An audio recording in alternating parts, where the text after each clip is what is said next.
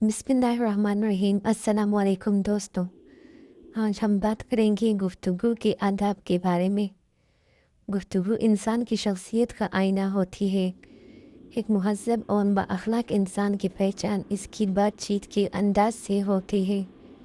अच्छी गुफ्तगू न सिर्फ दिलों को जोड़ती है बल्कि रिश्तों को मजबूत बनाती है, जबकि बुरी गुफ्तगू दिलों में दूरी पैदा कर देती है। सबसे पहला अदब ये है कि बात नरमी से और एहतराम से की जाए। सख्त लहजा और तल्ख अल्फाज दूसरों को तकलीफ़ देते हैं, जबकि नरम और मीठे अल्फाज दिल जीत लेते हैं। हमें चाहिए कि हम हर शख्स से, चाहे वो छोटा हो या बड़ा हो, इज़्ज़त और शाइस्तगी के साथ बात करें। दूसरा अहम असूल ये है कि दूसरों की बात गौर से सुनी जाए। अच्छी गुफ्तगू सिर्फ बोलने का नाम नहीं बल्कि सुनने का भी फ़न है।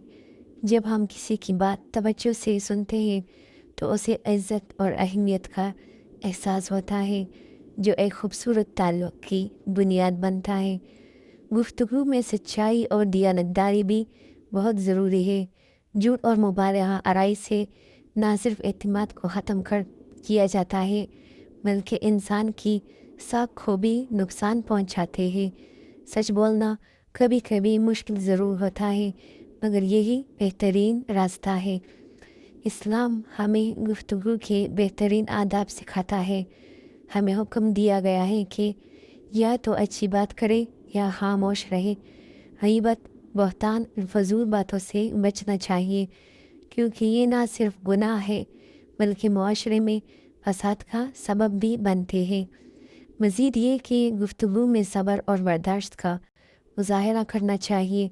अगर कोई शख्स सख्त बात भी करे तो हमें तहम्मुल से जवाब देना चाहिए। गुस्सा इंसान को गलत बात कहने पर मजबूर कर देता है, इसलिए अपनी ज़ुबान पर काबू रखना भी बहुत ज़रूरी है। आखिर में ये बात याद रखिए कि अल्फाज में बहुत ताकत होती है। ये किसी के दिल को खुश भी कर सकते हैं और दुखा भी सकते हैं, इसलिए हमेशा सोच समझ कर बात करें, क्योंकि एक अच्छी गुफ्तगू ना सिर्फ आपकी इज़्ज़त में इजाफ़ा करती है बल्कि आपको दूसरों के दिलों में भी जगह दिलाती है। दोस्तों, अगर इस वीडियो में आपको एक भी बात अच्छी लगी हो तो प्लीज़ हमारे चैनल को सब्सक्राइब और वीडियो को लाइक और शेयर ज़रूर करें। जज़ाकल्लाह खैरन। वस्सलामु अलैकुम वरहमतुल्लाहि वबरकातुहू।